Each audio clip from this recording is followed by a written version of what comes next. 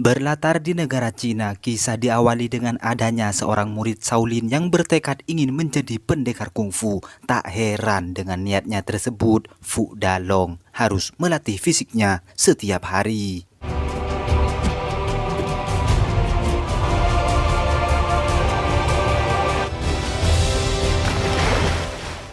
Di sela latihannya tersebut, Dalong dan rekannya mendapatkan pemberitahuan dari salah satu master bahwa dalam beberapa hari ke depan akan diadakan turnamen kungfu kuil Shaolin.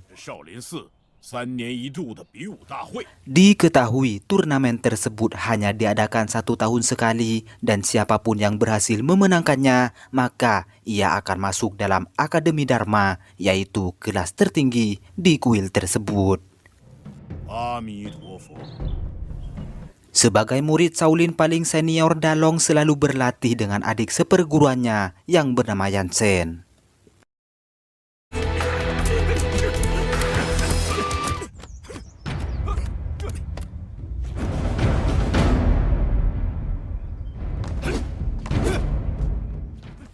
Beberapa hari kemudian, sang master secara resmi membuka turnamen kungfu tersebut dan mau tidak mau, Dalong sebagai murid paling senior pun harus memenangkannya agar bisa masuk ke kelas yang lebih tinggi, yaitu Akademi Dharma.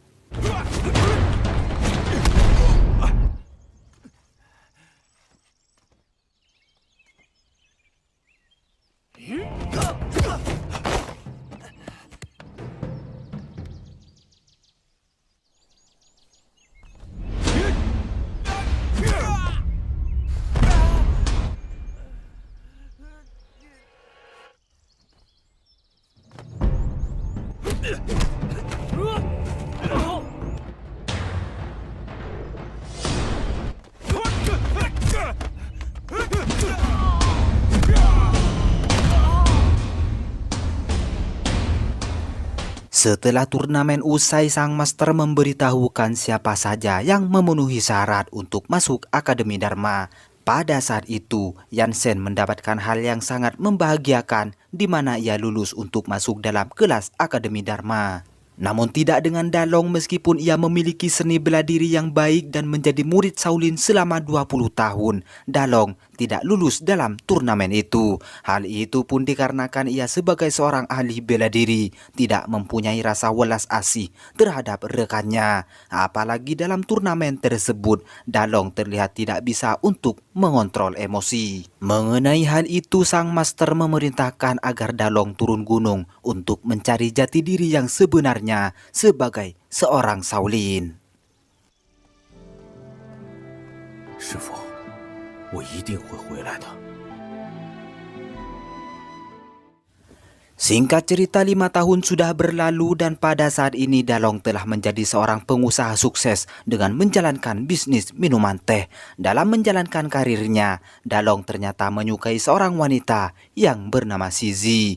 Namun sebagai seorang pria, Dalong tidak berani untuk mengungkapkan perasaannya itu.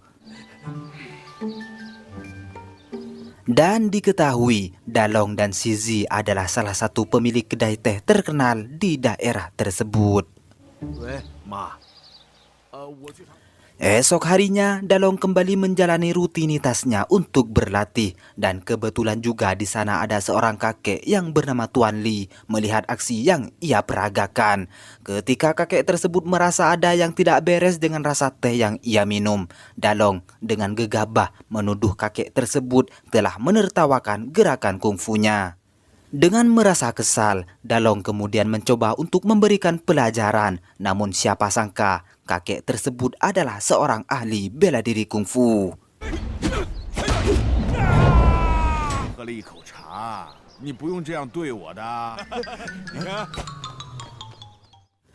Singkat cerita, kita pun dialihkan dengan datangnya Yansen dan juga adik sepupunya yang bernama Qiang. Untuk sekarang ini mereka ternyata telah menjadi pelatih bela diri sekaligus menjadi ketua tur pemandu pendidikan sejarah bagi beberapa anak asuhnya. Ketika Qiang memperagakan sebuah gerakan kungfu, anak buah Dalong tampak penasaran dengan kehebatan Qiang, sehingga salah satu dari mereka menantang Qiang untuk bertarung.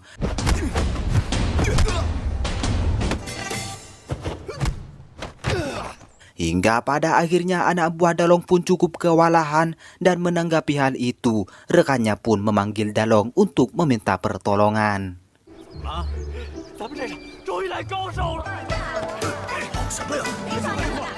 Namun setelah sampai di tempat kejadian, Yansen dan Qiang ternyata telah pergi.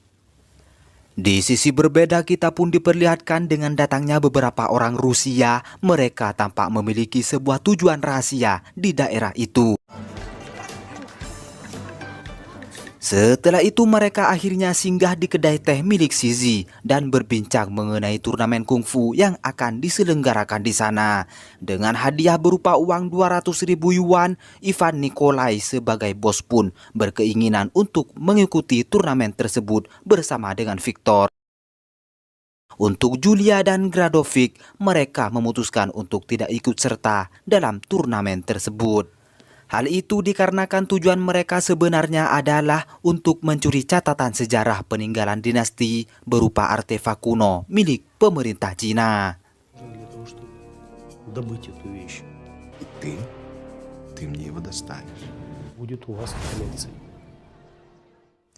Kembali kepada Dalong yang saat ini dalam perjalanan pulang, tanpa sengaja kedua anak buahnya melihat Qiang berada di kedai teh milik Zizi. Alhasil Dalong kemudian menghampirinya.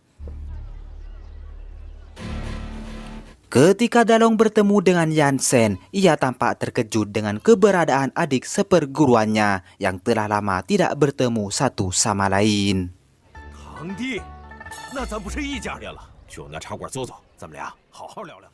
Beralih kepada Ivan dan juga anak buahnya, mereka tampak meremehkan gerakan kungfu yang dilakukan oleh warga di sana, sehingga terjadilah sedikit keributan di antara mereka.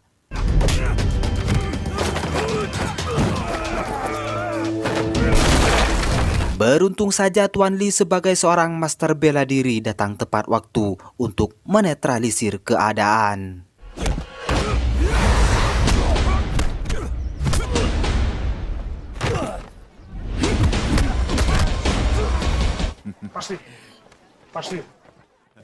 Singkat cerita, ketika Qiang dan Yansen keluar dari Museum Sejarah Cina, tanpa disengaja, rekan mereka sesama pemandu pun menjatuhkan kacamata milik seorang preman yang bernama Baosan. Mereka pun terlibat adu mulut, bahkan hampir saja terjadi kericuhan di sana. Beruntung, mereka semua masih bisa mengendalikan emosi karena pada saat itu banyak pengunjung yang datang ke tempat tersebut. Singkat cerita, ketika Qiang dan yang lainnya ingin kembali ke tempat penginapan, Baosan menuntut ganti rugi karena telah merusak barang pribadinya. Akan tetapi Qiang tak mau membayar sepeser pun, sehingga sedikit kericuhan pun tak terhindarkan.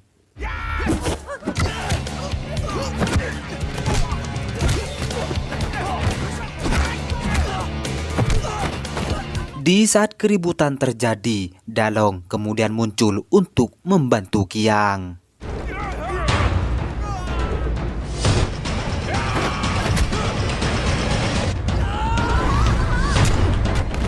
Setelah berhasil mengalahkan Baosan, beberapa anggota polisi pun datang dan membawa mereka. Pada saat interogasi, Dalong dianggap bersalah karena telah bermain hakim sendiri. Dengan demikian, ia didenda oleh pihak kepolisian setempat.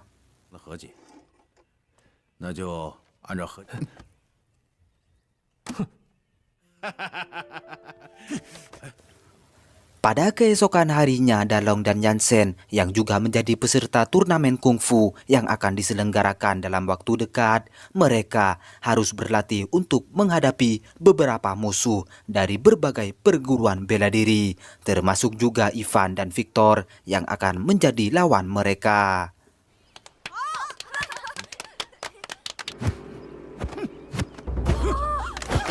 行了，请两位老师也休息休息。子都放女人身上了吧？那我们就擂台见。 Beberapa hari telah berlalu yang mana pada saat ini turnamen kungfu antar aliran akan segera diselenggarakan. Dan kebetulan juga pihak panitia memeriahkan turnamen tersebut dengan kompetisi minuman teh terbaik. Tak heran jika Sisi sebagai pemilik kedai teh pun juga ikut serta dalam kompetisi itu.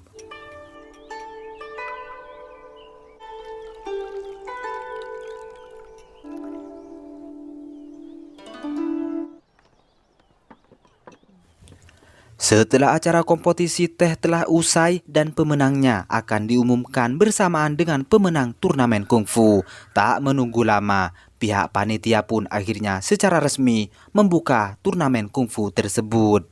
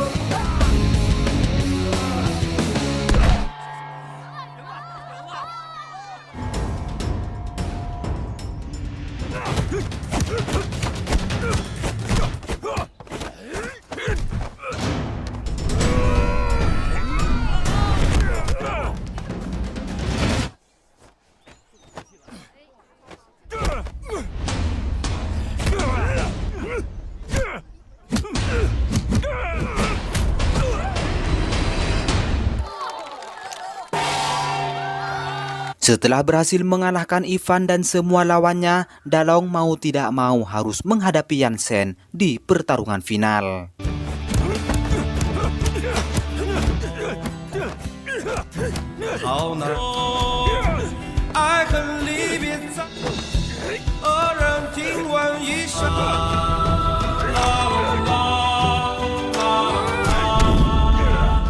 Seperti yang kita lihat, pertarungan di antara mereka pun seimbang, dan yang paling mengejutkan adalah Yansen memutuskan untuk menyerah dan menjadikan kakak seperguruannya sebagai pemenang.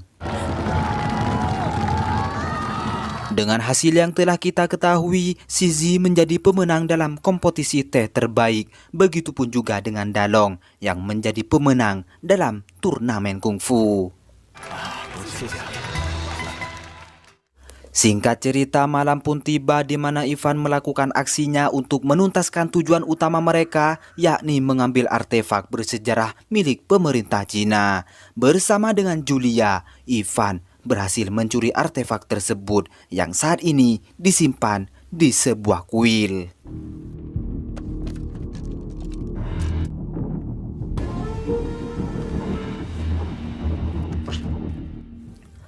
Pada keesokan harinya, pihak penjaga kuil menyadari bahwa artefak tersebut telah menghilang, yang secara otomatis pihak kepolisian pun terlibat untuk mencari barang yang sangat berharga milik pemerintahan.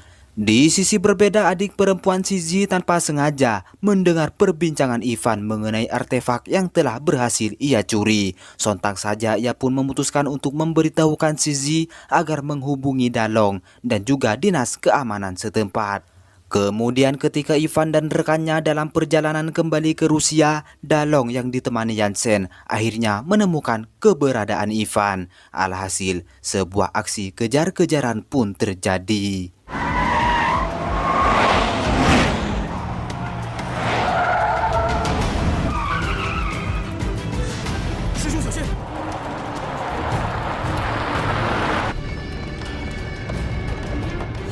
Pada saat ini, Julia memutuskan untuk tidak ikut bersama Ivan dengan tujuan untuk menghadang Dalong dan juga Yansen. Dalam usahanya tersebut, Julia berhasil melukai Yansen dan mau tidak mau, Dalong harus memberikan perlawanan yang membuat Julia tak sadarkan diri. Setelah itu mereka pun kembali mengejar Ivan untuk merebut kembali artefak milik pemerintah yang dinilai sangatlah berharga.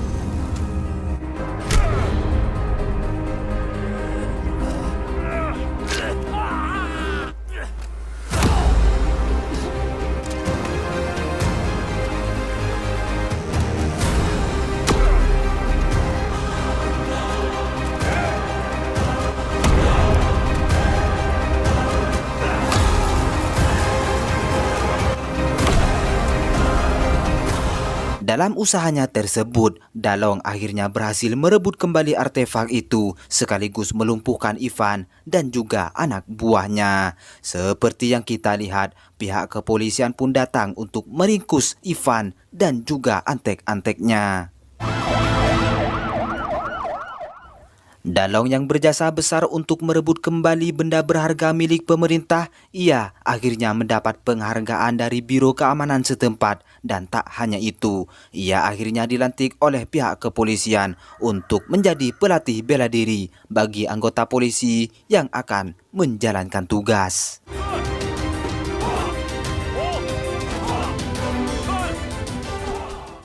Di akhir film ini, Dalong akhirnya bisa mengungkapkan perasaannya kepada Zizi. Akan tetapi, Zizi yang mengetahui bahwa Dalong harus kembali ke kuil Shaolin terlebih dahulu, ia berjanji akan menunggu Dalong sampai menemukan jati dirinya.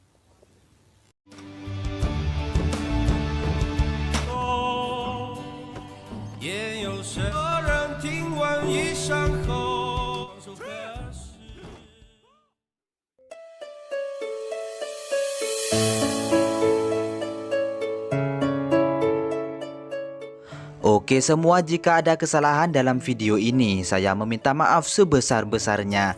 Dan khusus untuk kalian yang belum subscribe, silahkan subscribe terlebih dahulu dan aktifkan tombol notifikasinya agar kalian tidak ketinggalan alur cerita film selanjutnya.